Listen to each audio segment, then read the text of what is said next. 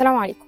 طبعًا في أشكال كتيرة جدًا للقهوة، لو أنت لسه جديد في عالم القهوة وكل ما بتيجي تشتري قهوة بتحتار، بيبقى عندك مش عارف الفرق أوي بين القهوة السريعة وقهوة الإسبريسو، القهوة اللي بتتباع حبوب زي ما هي والكبسولات. النهارده هاقول لك فيديو مبسط هيعرفك الفرق بين كل واحد والتاني، وبناءً على إيه تختار النوع اللي يناسبك أو النوع اللي تحبه.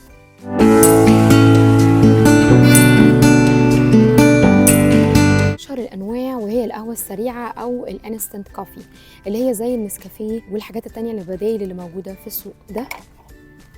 ده شكل الحبيبات بتاعتها القهوة السريعة. في ماركات كتيرة قوي، فيها هنلاقي مثلا ستاربكس عنده دي بريميوم شوية أو دي من النوع الغالي شوية، دي برضو قهوة سريعة. في منها الكافينيتد وفي منها الديكاف. برضو عاملة نوع من القهوة السريع اهو، بقى دايما مكتوب عليها كلمة انستنت كوفي أو قهوة سريعة. انستنت كوفي بريميوم انستنت كوفي. نسكافيه هنا منزله برضو نوع كده بالقرفه. النوع ده هو ناعم شويه، تلاقيها بتتباع باكيتات زي الباكيتات دي وزي باكيتات النسكافيه اللي بتتباع عندنا في مصر. ودي برضو باكيتات من ستاربكس. تاني من الانستنت من القهوه سريعه، بس ده فليفرد برضو، ده بالفانيلا. وماكسويل هاوس برضو هي نوع قهوه هنا معروف في امريكا. طبعا القهوه سريعه التحضير دي مفيش اسهل منها، بتحط الباكيت في كوبايه وبتزوده حليب او ميه على حسب ما تحب.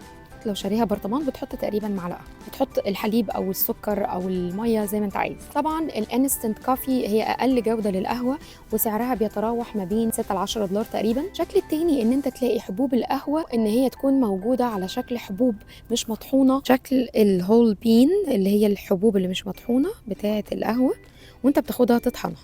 لما هاجي اعملها تركي هطحنها ناعم قوي، لما هاجي اعمل منها قهوه بارده او هعملها بالفلتر هطحنها متوسطه شويه، لما اجي اطحنها اعملها موكا بود هتبقى ناعمه، بس ناعمه يعني مش انعم حاجه، لكن مثلا اسبريسو ماشين هتبقى ناعمه قوي. درجه طحن القهوه بتختلف على حسب انا عايزه اعملها بانهي طريقه. ثالث شكل للقهوه اللي احنا بنشوفها دايما في اكياس زي اللي ورايا دي، ودي دايما اللي بنستخدمها يا اما في الموكا بود يا اما في الفرنش بريس يا اما في الكوفي ماشين.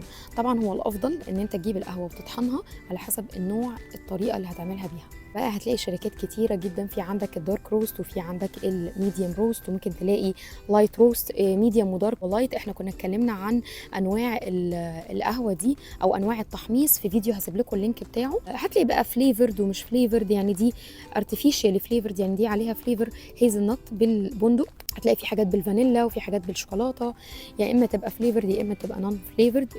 الشكل بتاع القهوه المطحون اللي انت بتستخدمه على طول في الاسبريسو ماشين حاجه زي كده، ما بيبقاش عليها فليفرز، بتبقى الفليفرز بتاعتها ناتشرالي يعني طبيعيه، جايه من الاوريجين بتاعها او جايه من طريقه تحميصها، فبتلاقي فيها نوتس الشوكولاته او نوتس الكراميل، هي بتبقى طبيعيه. لما بتيجي تعملها بتحس بالنوتس بتاعتها، مكتوب عليها النوتس اوف كذا، يعني نوتس اوف شوكولاته او كراميل، دي تعرف ان هي مش محطوط عليها artificial flavor، يعني مش معمول عليها نكهات صناعيه.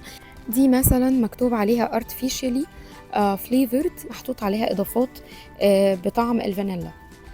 القهوه بقى سواء كانت بتتباع مطحونه او بتتباع هول بين، سعرها بيتراوح بقى على حسب، في حاجات ب 12 او ب 11 بتبدا لحد ما توصل ل 20 دولار، ده الرينج بتاعها. ما تتخضش لو لقيت العبوه دي، وفي عبوات اكبر من كده كمان. تاني ممكن نلاقي عليه القهوه وهي شكل البودز دي بتبقى عامله زي القمع كده، يعني بتبقى عامله كده زي القمع، ودي اللي عنده الماشين بتاعه الامريكان كوفي بيحط البعض وبتنزل القهوه، دي مشهوره قوي قوي في امريكا، او دي حاجه اساسيه جدا في امريكا زي براد الشاي عندنا برضه. ده الشكل بتاعها. طبعا بما ان ده اكتر نوع بيستخدم في امريكا، فده هتلاقي منه ماركات كتيره جدا، والاسعار برضو بتتراوح ما بين 11 و12، ممكن تلاقي ب20 على حسب نوع القهوه اللي بيتباع. شايفين اشكال كتيره جدا. الكبسولة الصغيرة دي بتاعت المشروب، بتحط لها كبسولة تعمل اسبريسو بضغط عالي